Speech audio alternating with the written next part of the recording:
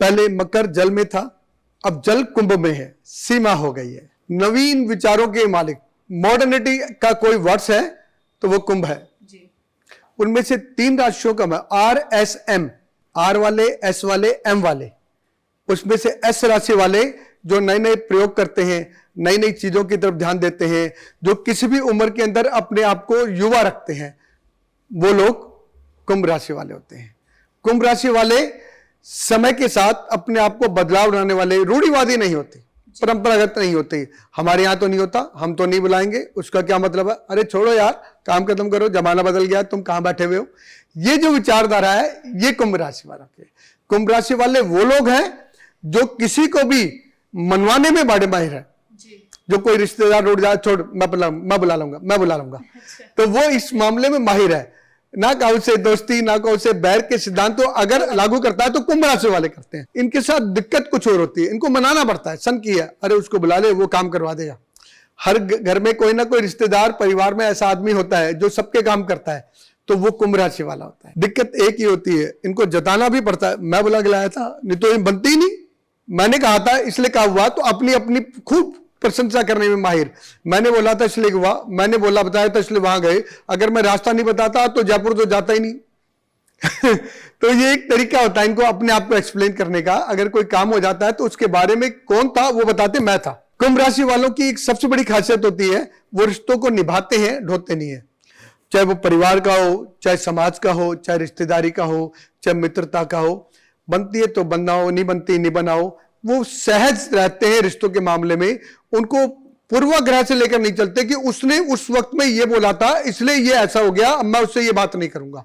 ये इनकी बहुत बड़ी खासियत होती है। तो अपने हिसाब से चलने, सबसे अच्छे ढंग से अभिनव विचारों को जो मॉडर्निटी के मालिक होते हैं वो यही होते हैं जी।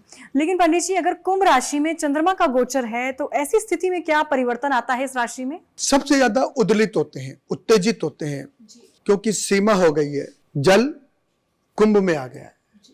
कमाई 98, खर्चा 1 रुपया। 100 के नोट को 2 के नोट की तरह खर्च कर देते हैं। जब पैसे खत्म हो जाते हैं तो 2 के नोट को 100 के नोट की तरह संभालते हैं। अब तो 2 ही रह गए, मैं करूंगा क्या।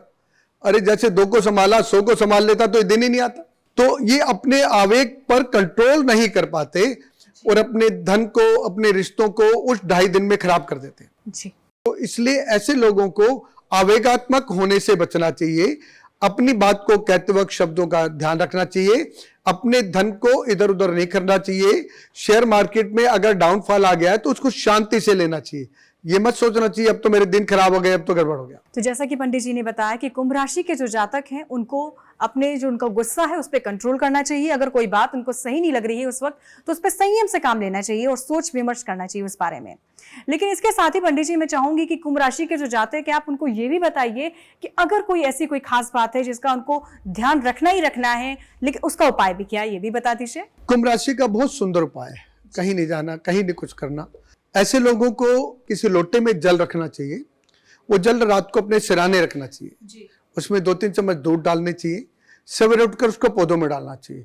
अगर आप नियमित नहीं कर सकते, जब गोचर में आए तब 3 दिन कर लें, तो 3 दिन के अंदर ये आपको शांत चित्त रखेगा। रात्रि का मालिक चंद्रमा होता है।